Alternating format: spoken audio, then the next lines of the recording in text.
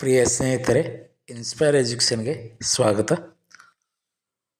ಮಕ್ಕಳಲ್ಲಿ ಒತ್ತಡವನ್ನು ತಡೆಯಲು ಈ ಸಿಂಪಲ್ ಟಿಪ್ಸ್ಗಳನ್ನು ಅನುಸರಿಸಿ ಎನ್ನುವಂತಹ ವಿಷಯವನ್ನು ಇಂದು ಪ್ರಸ್ತುತಪಡಿಸುತ್ತೇನೆ. ಮೊದಲನೇದಾಗಿ, ಒತ್ತಡದಲ್ಲಿರುವ ಮಕ್ಕಳು. ಇಂದಿನ ಬಹುತೇಕ ಮಕ್ಕಳು ಸದಾ ಒತ್ತಡದಲ್ಲಿರುತ್ತಾರೆ. ಸದಾ ಮೊಬೈಲ್ನಲ್ಲಿ ಮುಳುಗಿರುವ ಮಕ್ಕಳು ಪ್ರತಿಯೊಂದು ವಿಷಯದಲ್ಲೂ ಒತ್ತಡವನ್ನು ಅನುಭವಿಸುತ್ತಾರೆ. ಜನರು ತಮ್ಮ ಸೆಲ್ಫೋನ್ಗಳಲ್ಲಿ ಮುಳುಗಿ ಒತ್ತಡಕ್ಕೆ ಒಳಗಾಗುತ್ತಾರೆ. ಅದರ ಹೊರತಾಗಿ ಅವರು ಯಾವುದನ್ನು ಬಹಿರಂಗವಾಗಿ ಹೇಳದೆ ಮನಸ್ಸಿನಲ್ಲಿ ಇಟ್ಟುಕೊಂಡು ಅತಿ ಕೆಟ್ಟ ನಿರ್ಧಾರವನ್ನು ತೆಗೆದುಕೊಳ್ಳುತ್ತಾರೆ. ಮಕ್ಕಳ ಒತ್ತಡ ನಿರ್ವಹಣೆ. ಮಕ್ಕಳು ಬಾಲ್ಯದಿಂದಲೇ ಕೆಲವು ವಿಷಯಗಳನ್ನು ನಿಭಾಯಿಸಿದರೆ ಅವರು ಹದಿಹರೆಯದಲ್ಲಿ ಉತ್ತಮವಾಗಿರುತ್ತಾರೆ. ಮಕ್ಕಳ ಒತ್ತಡವನ್ನು ನಿಭಾಯಿಸಲು ಕೆಲವು ಸರಳ ಮಾರ್ಗಗಳನ್ನು ನೋಡೋಣ ಬನ್ನಿ. ಹೊಡೆಯಬೇಡಿ. ಕೆಲವೊಮ್ಮೆ ಪ್ರತಿ ಸಣ್ಣ ವಿಷಯದಲ್ಲಿ ಪೋಷಕರು ಬೆದರಿಕೆ ಹಾಕುವುದನ್ನು ಕಂಡಾಗ ಮಕ್ಕಳು ಗೊಂದಲಕ್ಕೆ ಒಳಗಾಗುತ್ತಾರೆ. ಏನನ್ನು ಬಹಿರಂಗವಾಗಿ ಪಡಿಸಬೇಕು ಮತ್ತು ಏನನ್ನು ಬಹಿರಂಗಪಡಿಸಬಾರದು ಎಂಬ ಸಂದಿಗ್ಧತೆಯಲ್ಲಿ ಬಹಿರಂಗಪಡಿಸುವಿಕೆಯನ್ನು ಕಡಿಮೆ ಮಾಡುತ್ತವೆ. ಇದರಿಂದ ಅವರಿಗೆ ಒತ್ತಡ ಉಂಟಾಗುತ್ತದೆ. ಫ್ರೆಂಡ್ಸ್ ರೀತಿ ಮಾತನಾಡಿ. ಪೋಷಕರು ಮಕ್ಕಳ ಜೊತೆ ಉತ್ತಮ ಒಡನಾಟ ಬೆಳೆಸಬೇಕೆಂದರೆ ಅವರು ಮಕ್ಕಳ ಜೊತೆ ಮೊದಲು ಸ್ನೇಹಿತರಂತೆ ವರ್ತಿಸಬೇಕಾಗುತ್ತದೆ.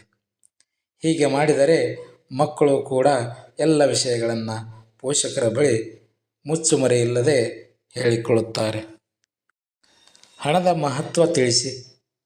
ಇಂದಿನ ಮಕ್ಕಳಿಗೆ ಹಣದ ಬೆಲೆ ತಿಳಿದಿರುವುದಿಲ್ಲ. ಎಷ್ಟೋ ಮಕ್ಕಳು ಹೆತ್ತವರ ಫೋನ್ ಬಳಸಿ ಆನ್ಲೈನ್ ಮೂಲಕ ಹಣವನ್ನು ಬೇಕಾಬಿಟ್ಟಿ ಖರ್ಚು ಮಾಡುವುದು, ಆನ್ಲೈನ್ನಲ್ಲಿ ಜೂಜಾಟವನ್ನು ಆಡುತ್ತಾರೆ.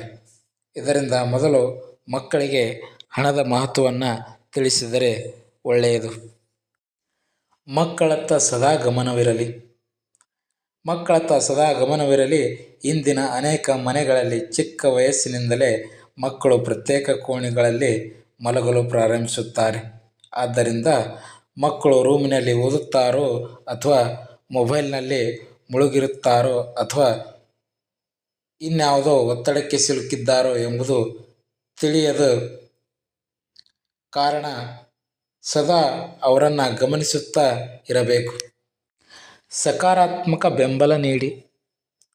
ಮಕ್ಕಳೊಂದಿಗೆ ಯಾವಾಗಲೂ ಧನಾತ್ಮಕ ವಿಷಯಗಳನ್ನು ಮಾತ್ರ ಮಾತನಾಡಿ. ಮಕ್ಕಳು ತಪ್ಪು ಮಾಡಿದಾಗ ತಾಳ್ಮೆಯಿಂದ ಅವರ ತಪ್ಪುಗಳನ್ನು ತೋರಿಸಿ ತಿದ್ದಿದರೆ ಅವರಲ್ಲಿ ಆತ್ಮವಿಶ್ವಾಸ ಮೂಡುತ್ತದೆ. ಇದು ಯಾವುದೇ ಸಮಸ್ಯೆಯನ್ನು ಎದುರಿಸಲು ಮಕ್ಕಳಿಗೆ ಶಕ್ತಿಯನ್ನು ನೀಡುತ್ತದೆ. ಇನ್ನು ಕೌಶಲ್ಯವನ್ನು ಕಲಿಸಿ. ಏನಾದರೂ ಒಂದು ಕ್ರಿಯೆಯನ್ನು ಮಾಡಿದರೆ ಅದಕ್ಕೆ ಪ್ರತಿಕ್ರಿಯೆ ಏನಾಗುತ್ತದೆ ಎಂಬುದನ್ನು ಯೋಚಿಸುವ ಸಾಮರ್ಥ್ಯವನ್ನು ಮಕ್ಕಳಿಗೆ ಕಲಿಸಿ. ಈ ಕೌಶಲ್ಯವನ್ನು ಅವರಲ್ಲಿ ಬೆಳೆಸಿದರೆ ಅವರ ಭವಿಷ್ಯ ಉತ್ತಮವಾಗಿರುತ್ತದೆ. ಇನ್ನು ತಾಳ್ಮೆಯಿಂದ ಆಲಿಸಬೇಕು.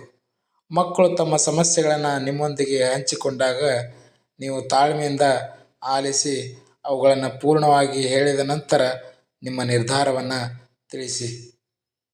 ಈ ಟಿಪ್ಸ್ಗಳನ್ನು ಫಾಲೋ ಮಾಡಿ ಅದನ್ನು ಅನುಸರಿಸಿದರೆ ನಿಮ್ಮ ಮಕ್ಕಳ ಒತ್ತಡವನ್ನು ಕಡಿಮೆಗೊಳಿಸಿ ಅವರನ್ನು ಸದೃಢವಾದಂತಹ ವಿದ್ಯಾರ್ಥಿಗಳನ್ನಾಗಿ ಮಾಡುವುದು ತಮ್ಮೆಲ್ಲರ ಜವಾಬ್ದಾರಿ.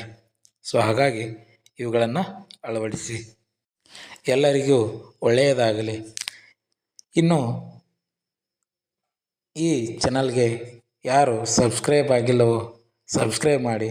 ಇಂತಹ ವಿಡಿಯೋಗಳು ನಿಮಗೆ ಬೇಗನೆ ಸಿಗುತ್ತವೆ. ಧನ್ಯವಾದಗಳು.